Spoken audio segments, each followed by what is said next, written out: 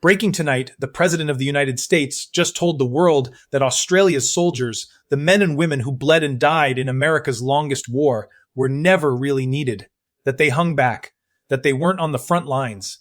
47 Australians never came home from Afghanistan. Hundreds more came home broken, missing limbs, missing sleep, missing pieces of themselves that no government can ever return. And Donald Trump just waved them away with a casual slur.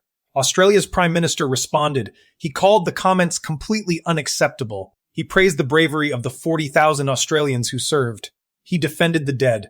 And then Australia's own opposition, his own political rivals, called him soft and weak for not going further. Dear viewers, tonight we are asking a question that cuts to the very heart of what it means to be a middle power in Donald Trump's world. When the most powerful man on earth insults your fallen soldiers, what exactly are you supposed to do? And more importantly, what happens to Australia when no answer is ever enough? To understand why this moment matters, we need to go back to what Trump actually said over the weekend of January 25th, 2026.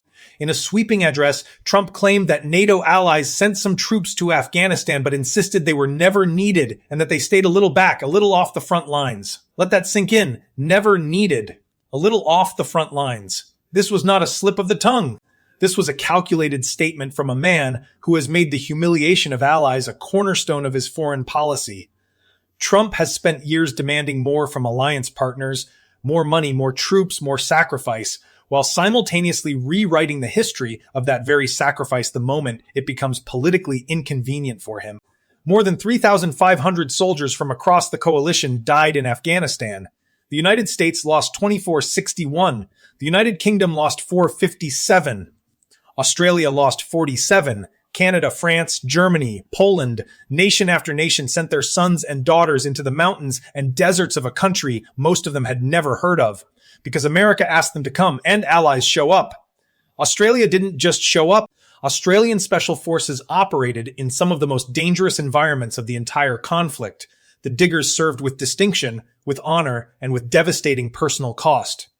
To suggest they stayed a little back is not ignorance. It is an insult dressed up as foreign policy. Prime Minister Anthony Albanese did not stay silent.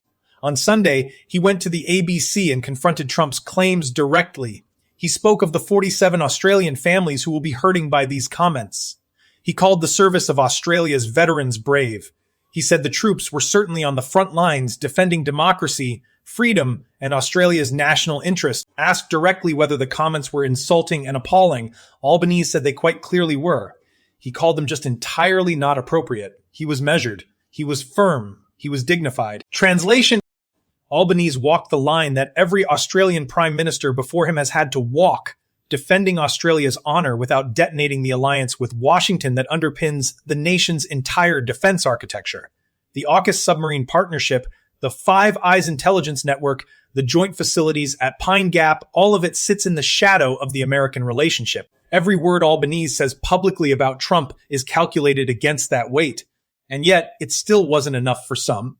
Enter Deputy Opposition Leader Ted O'Brien. On Monday morning, O'Brien went to the ABC with a message that was simultaneously a defense of Australian veterans and a political attack on Albanese. He said the Prime Minister was renowned for being particularly soft and weak when it comes to representing Australia's interests internationally. He acknowledged that nothing Albanese said was necessarily wrong. He agreed that Trump's comments were out of line. He called them wrong. But then he demanded more.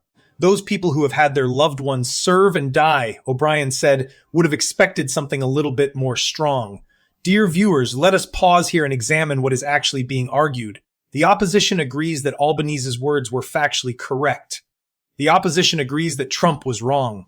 The opposition is not calling for Australia to withdraw from AUKUS or to expel the American ambassador or to take any concrete action whatsoever. They are simply demanding that the Prime Minister use angrier words. This is politics at its most cynical. O'Brien is not offering a foreign policy. He is offering a performance. He wants Albanese to shout louder into a void without any mechanism to compel the most powerful nation on earth to listen and then use that shouting as evidence of strong leadership. Translation: the opposition has no answer either. They simply want to capitalize on the grief of 47 families to score points against a sitting prime minister. Here is where the story gets even more revealing. After his comments ignited fury across the alliance, Trump did walk back his remarks, but not for Australia, not for Canada, not for Germany, not for France. He walked them back for Britain. After UK Prime Minister Keir Starmer publicly called the initial comments insulting and frankly appalling, Trump posted on social media praising British troops as among the greatest of all warriors. He wrote that the bond between the US and UK was too strong to ever be broken. He acknowledged the 457 British dead by name and number. He said nothing about Australia's 47. Translation: Trump's world has a hierarchy. Britain sits near the top, buoyed by the special relationship, by Churchill mythology, by the sheer weight of shared cultural identity that American politicians have always weaponized for domestic audiences. Australia sits further down, valued when needed, ignored when convenient, and never quite important enough to warrant a personal correction. This is the reality of being a close, but not quite closest ally.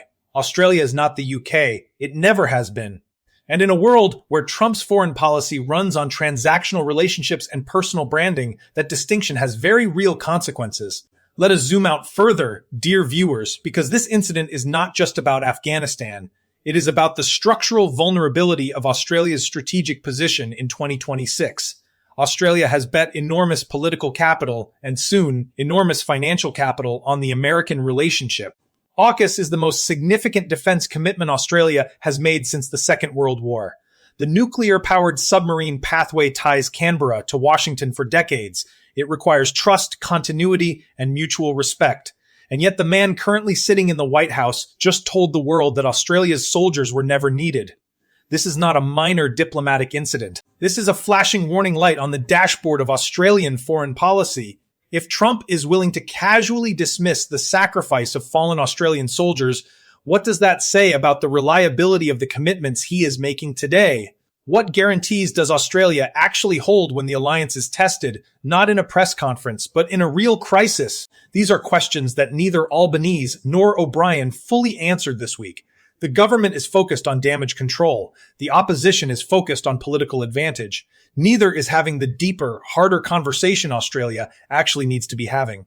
So where does this leave us? Trump insulted Australia's war dead and walked it back only for Britain. Albanese defended Australian veterans and was called soft and weak by his own political rivals. The opposition demanded stronger words but offered no stronger policy. And 47 families in Australia woke up this week knowing that the country their loved ones died serving has never once felt the need to say their names. Dear viewers, there is no clean ending to this story. Australia remains locked into an alliance with a president who views the world through the lens of personal loyalty and transactional advantage. The AUKUS commitment remains in place. The strategic calculus remains unchanged. But moments like this one matter. They reveal the limits of middle power diplomacy. They reveal the cost of strategic dependence.